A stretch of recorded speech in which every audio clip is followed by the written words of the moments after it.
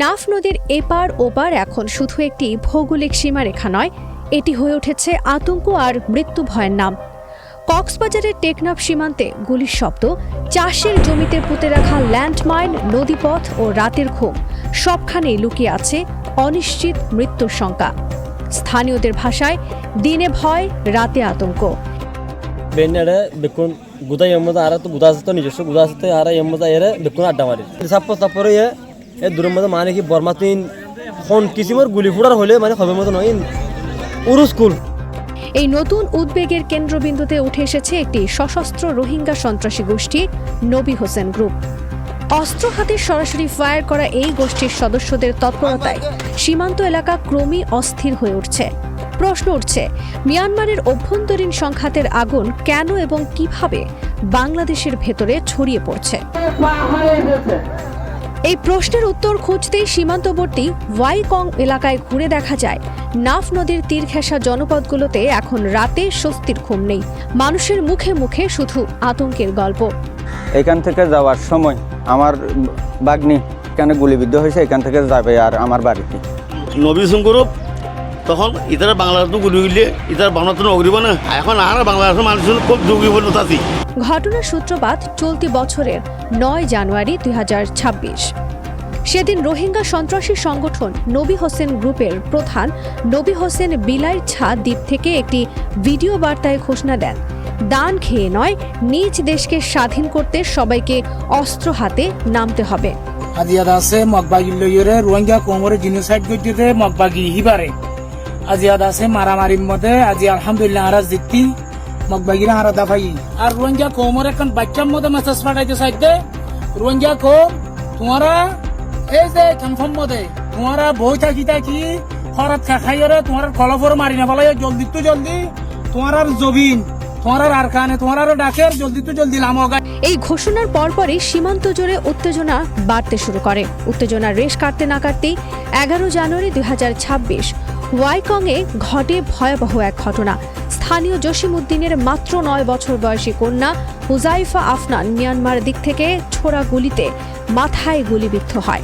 বর্তমানে সে ঢাকার national institute of নিউরোসায়েন্সে চিকিৎসাধীন।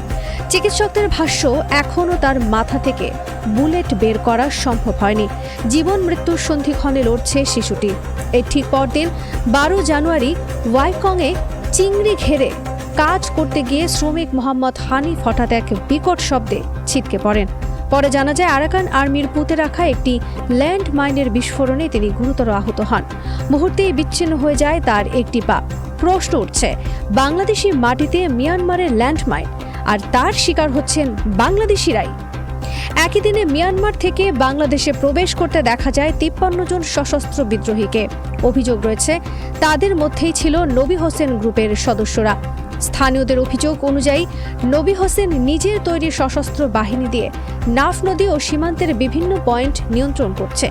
একচেটিয়া মাদক পাচার, বাংলাদেশি ও রোহিঙ্গা অপহরণ, পাহাড়ে আটকে রেখে মুক্তিপণ আদায় সবকিছুই চলছে তার নিয়ন্ত্রণে। মুখে স্বাধীনতার কথা বললেও বাস্তবে এই গোষ্ঠীর রাজত্ব দাঁড়িয়ে আছে অপরাধ আর রক্তের ওপর। সীমান্তে সশস্ত্র তৎপরতা, মাদক পাচার নিয়ন্ত্রণ, অপহরণ ও মুক্তিপণ, রোহিঙ্গা ক্যাম্প ব্যবহার করে সদস্য সংগ্রহ এবং বাংলাদেশি অনুপ্রবেশ সব মিলিয়ে নবী হোসেন গ্রুপ এখন সীমান্ত এলাকার মূর্তিমান আতঙ্ক।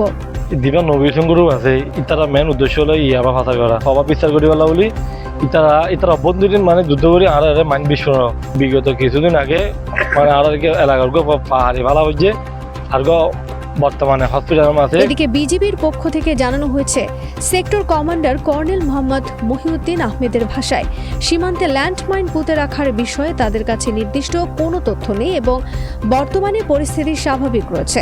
রোহিঙ্গারা যাতে সীমান্তের দিকে যেতে না পারে সে বিষয়ে সতর্কতা নেওয়া হচ্ছে বলেও জানান তিনি। বর্তমানে পরিস্থিতি স্বাভাবিক, আপনারা দেখতে পাচ্ছেন যে সীমান্তে এরকম কোনো উত্তেজনা নাই। আমরা বর্ডার গার্ডের সদস্য হিসাবে এখানে প্রতিনিয়ত 24 আওয়ার্স আমাদের দায়িত্ব পালন করছি এবং সতর্কতার সাথে দায়িত্ব পালন করছি যেন এই সীমান্তে সামনে আর কোনো সমস্যা না হয়। আসলে এই মাইন পুঁতে রাখার বিষয়টা এইটা কতটুকু সত্য আমি ঠিক বলতে পারবো না, তবে আমরা এটার সত্যতা তদন্ত করছি। তবে এই পর্যন্ত যত মাইন আপনার বিস্ফোরণ হয়েছে আমরা দেখেছি সবগুলি সীমান্তের ওপারে হয়েছে। তবে প্রশ্ন থেকেই যায়, নবী হোসেনের মতো সন্ত্রাসীরা আর কতদিন বাংলাদেশের মাটিতে রক্ত আর আতঙ্ক ছড়িয়ে দেবে, নাকি সীমান্তে নিরাপত্তা নিশ্চিত করতে এখনো প্রয়োজন আরও কঠোর ও কার্যকর পদক্ষেপ?